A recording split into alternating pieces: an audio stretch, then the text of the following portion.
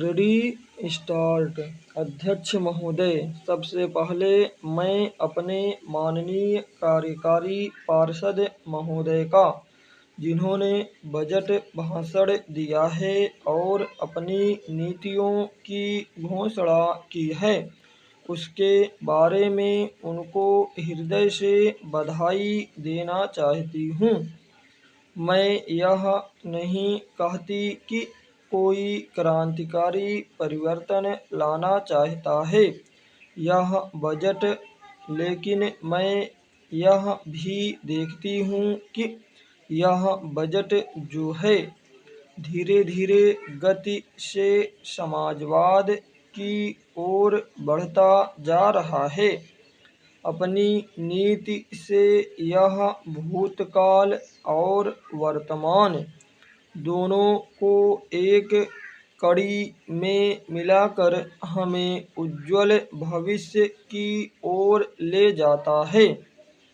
ऐसा मुझे कहना है इस भाषण को पढ़ने से कि इसमें हमारा कोई भी वर्ग समाज का ऐसा नहीं है जिसे अछूता छोड़ा गया हो, क्योंकि भारतवर्ष एक कृषि प्रधान देश है और मैं यह समझती हूँ कि इस बजट के दौरान यह पूरी तरह से कोशिश की गई है कि ग्रामीण अर्थव्यवस्था को, जिसे हम अर्थव्यवस्था की रीढ़ भी कह सकते हैं, उस ढांचे में उस रीढ़ की हड्डी को और भी सशक्त बनाने का पूरी तरह से प्रयत्न किया गया है।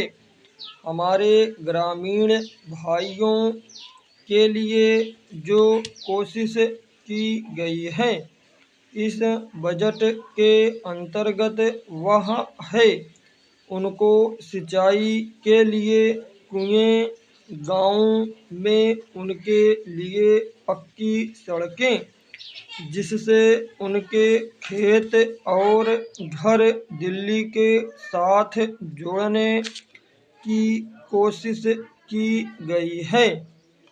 जितनी भी इसमें व्यवस्था की गई है उससे ग्रामीण भाइयों को बड़ी भारी सहायता मिलेगी। उसके अतिरिक्त ग्रामोद्योग के द्वारा जो रोजगार का प्रबंध किया गया है उससे भी ग्रामीण अर्थव्यवस्था को एक बहुत बड़ी सहायता मिलेगी।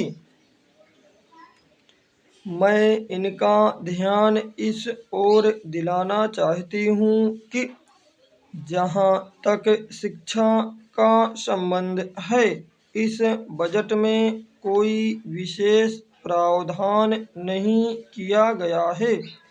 मैं यह नहीं कहती कि शिक्षा के दौरान ज़्यादा स्कूल ना खोले जाएं, पर हमारी यह नीति होनी चाहिए कि भले ही स्कूल थोड़े खोले जाएं, पर सबसे बड़ी आवश्यकता इस बात की है कि शिक्षा की नीति में परिवर्तन की ज़्यादा आवश्यकता है, क्योंकि हम प्रजातंत्र में रहते हैं।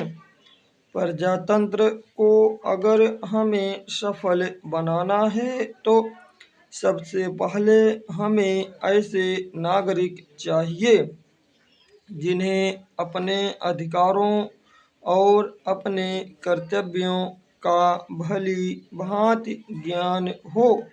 शिक्षा की वर्तमान नीति से हम अपने अधिकारों के प्रति ज़्यादा सजग होंगे और कर्तव्यों के प्रति बिल्कुल सजग नहीं होंगे।